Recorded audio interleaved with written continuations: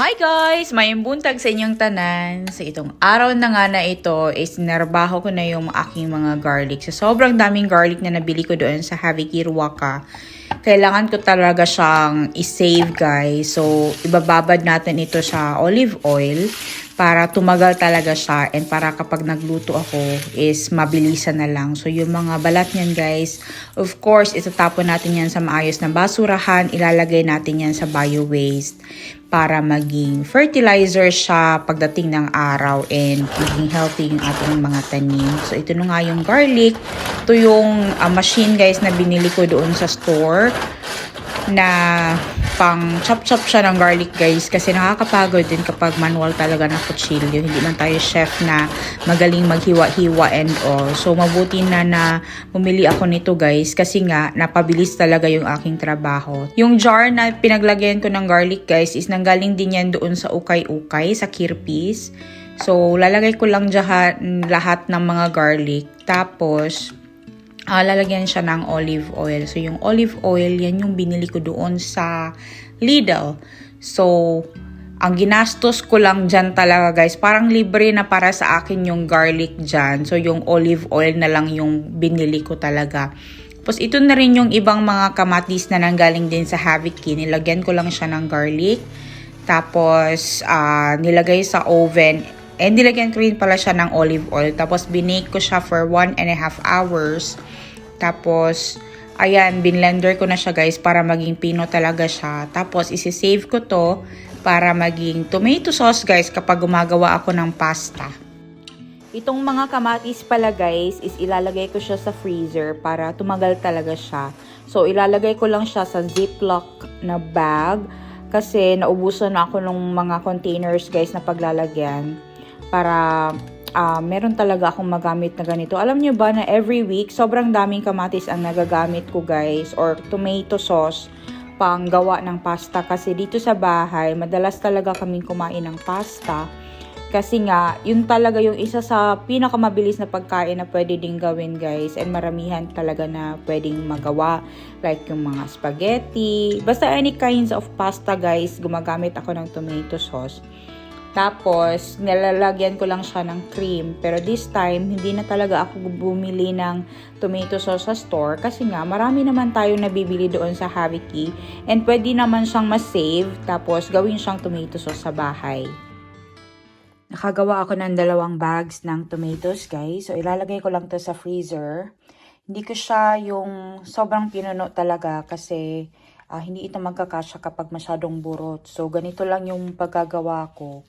Kasi papatong-patong ko yan siya kapag marami na tayong nakuhang mga kamatis doon. Papatong-patong lang natin siya para madali siyang bunlutin or tanggalin doon sa freezer.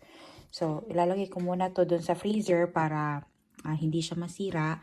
And kapag magluluto ako, ito thaw lang ito, tapos diretso na siyang gamitin sa pagluluto. So, meron na itong garlic. Wala kasing onion, kaya kapag magluto ako next time, lalagyan ko to ng onion na lang. And of course, lalagyan ko dito ng mark. Kailan ko siya ginawa.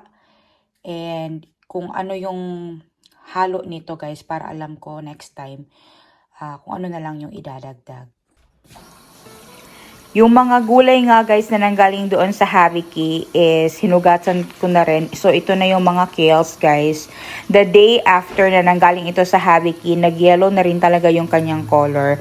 Pero di bali na mag-yellow-yellow yan siya guys. Gagamitin ko pa rin yan siya para sa pa-juicing. Kasi sa juicing talaga, kailangan mo ng napakaraming vegetables and fruits para makagawa ka ng maraming juice.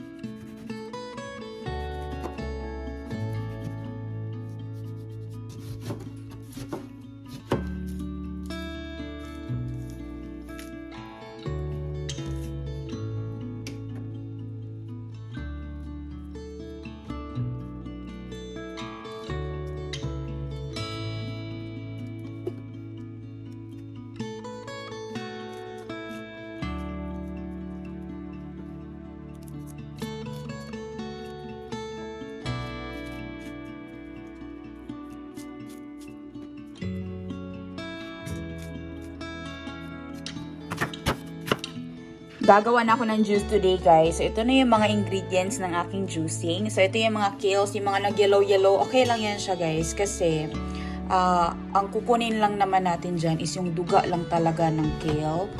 Which contains a lot of nutrients talaga. So, okay lang yung stock na i-juice na ganyan.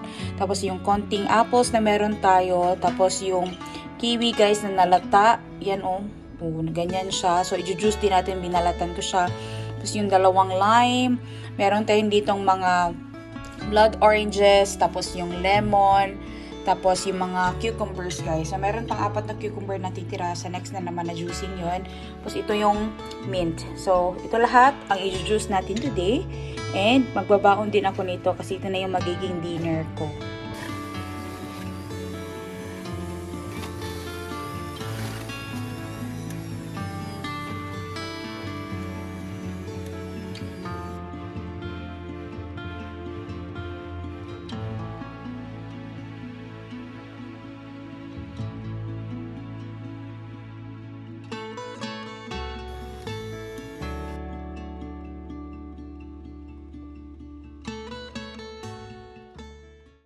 Good morning, guys! Nami sa medication room. Gina-pressure na ako si Marvin. Bilis, Marvin! Grabihan rin na siya. Ay, mura mo sa CIS Pilipinas. Bilis, Marvin! Our patient is vomiting! Diba? Hurry up! Ay, oh God. Hey guys, chill lang kami ngayon. Sir Noel, adeo, tipagumangkon. Diba, prepare si Marvin, guys, ng Be back, guys. Dali! Yun, yun. Hi guys, kakatapos na ng work ko and maaga ako na umalis kasi 2:00. Pero sabi ko baka pwede ko na lang kunin yung chair, guys. Ito na yung chair na binili ko dito sa FIDA na worth 40 euros. 4 na siya na chair. Tapos, yung ano siya, guys, parang ang tawag niyan, parang antique siya na chair. So, meron lang siyang konting gas-gas but it's okay kasi kung meron akong panahon, pwede ko naman siyang kiskisin yan, lihain yan, tapos i-repaint na lang siya again, 'di ba? So maganda kasi yung chair niyan, guys. Bagay yan doon sa table namin na color brown din. Nakahanap ako ng ganyan pero wala talaga ako makita. Pero ngayon nakahanap na talaga ako and may uwi ko na talaga siya sa bahay. Pinagkasya ko siya dyan sa likod ng sasakyan, guys, and nagkasya naman talaga siya. So ngayon uwi na ako after na aking shift today. Napakasaya na aking shift today, guys, na kasama ko si Marvin kasi I'm happy na somehow na understand niya rin talaga ng maayos yung procedures doon sa hospital, guys, paano yung documentation, ganyan. Kakaintindi naman siya but I'm so happy na nakatrabaho ko siya today and na-explain ko sa kanya, guys, as much as I can. And it was so nice working with a Filipino talaga. And napaka rawhal niyan ng aming shift today kasi nga hindi naman masyadong busy ang ward kasi mag-holiday na very soon dito. Magle-Labor Day and wala masyadong mga operations. So, definitely mga emergency operations lang ang mga kukunin or yung malalagay doon sa listahan. So, yung mga planned surgeries, later na yun, ilalagay doon sa mga listahan. Kaya, hindi naman siya ganun ka-busy. So, we have a lot of time to learn together and do things together. And it was nice na supportive din naman talaga yung mga workmates ko, guys, sa kanya. I hope in the future na meron pa talaga akong workmate na Pilipino na dumating doon sa ward, guys. It's really nice to work with Filipinos. I don't know why. Siguro dahil sa atmosphere ba, yung alam mo kasi kung paano siya gumawa ng trabaho, yung ganun. So, yun, maganda yung feeling na ganun ko today sa aking trabaho. And since sobrang maliwanag na rin talaga dito sa Finland, kita nyo, guys, sobrang liwanag na. Nakakapagbigay din talaga siya ng energy. Kung kinuha ko yung mga chairs, guys, and binuhat ko pa isa-isa dito sa loob ng sasakyan ko, may isang babae na lumapit sa akin. Nanggaling din siya sa loob ng FIDA na store, namili din siya doon. Sabi niya na, let me tay tava, sabi niya ganun. Sabi ko, kitos pal yun. Maganda daw yung napili ko na chair, maganda daw yung design, and kestava siya, so naglalast longer siya. Kasi yung mga chairs dito, guys, na binibenta na mura, tapos yung magaganda, hindi siya ganun ka ano guys, hindi siya ganun ka nagtatagal. Iba talaga yung mga lumang gamit. I don't know why. Kahit na yung bumili ka ng bago sa IKEA dito. I'm sorry, IKEA. Okay lang naman ang IKEA guys. It's so expensive. However, ilang beses mo siyang kailangan i-unscrew, i-screw ulit para i-tighten yung screw para maging maayos siya na upuan ba. Nakakainis din minsan. So, yung mga extra upuan namin sa bahay, meron kaming 4 or 3 na andun sa bahay, ibibigay namin yun. I don't know kanino yun mapupunta.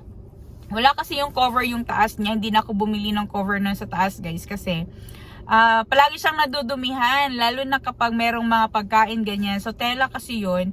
Kaya kailangan ko siya ng palitan ng something na madali siyang punasan. So ito yung naisip ko na chair. And nagustuhan din naman kasi ni Nico din talaga yung itsura ng chair na to.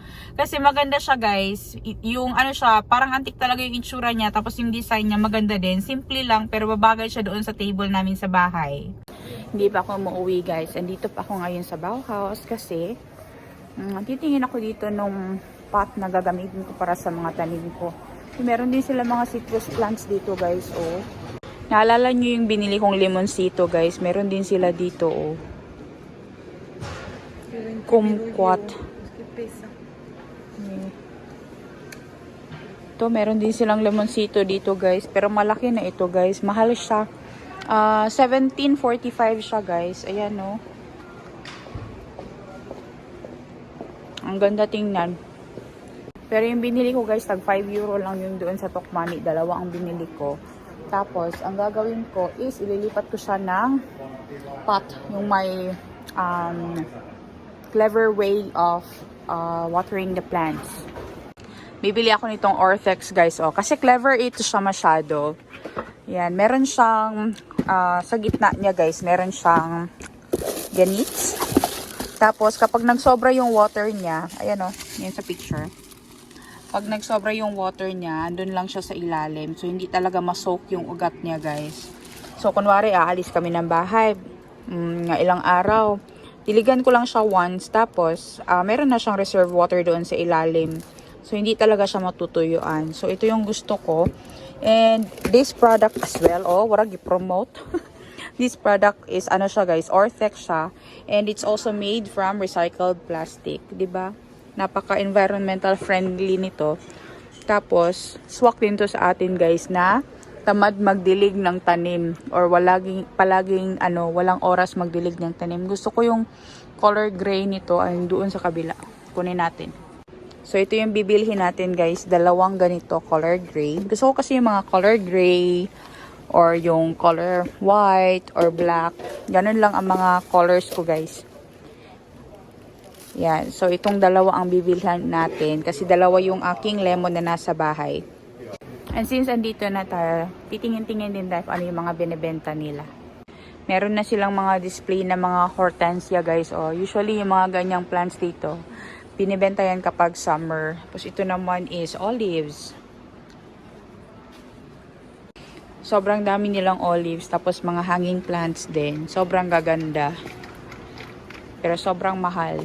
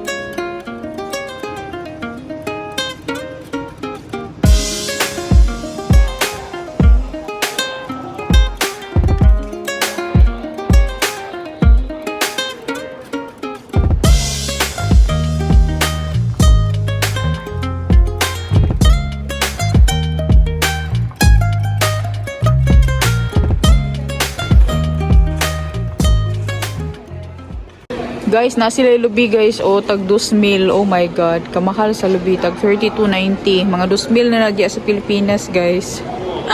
Magtanim ka na maraming lubi. Yung isang lubi pala dito is 2,000. Kamahal. Diyos mio, marimar. Nakasale yung mga carpets nila guys. O, tapos yung mga anik-anik nila dito. O.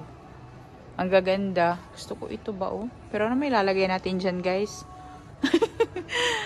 Pero sobrang daming gamit talaga na pwedeng mabili din dito sa Bauhaus. Meron din silang walis dyan guys. O yung walis na yan is tag ano siya. Tag 1,000 mahigit guys yung walis na ganyan. What we do on the old. Let's give it away. Jos joku hakee ilmaiseksi, muuten heitetään kappoihin. So we can give it to Carlos or Elisa if they need it. Yan na guys, yung chair. So dinala na ni Nico. Nasa bahay na ako guys and sobrang ganda ng weather. Oh my God, sobrang init na guys. Tapos next week, according sa forecast is meron kaming 15 degrees. Yes! Yes, yes, yes. Spring na talaga guys. This is really is it. Tama ba yung sinabi ko? This is really is it. This is it. Basta yun na yun guys. So yun, papasok lang namin yung mga chairs. Tapos, papahinga muna ako sandali. I don't know anong next na gagawin. Siguro pupunta kami ng forest para kumuha ng firewood. Kasi kailangan pa rin magsunog guys. Kailangan pa rin ng heating sa bahay kahit na medyo warm na. Kasi sa gabi, nagpo-frost pa rin siya konti.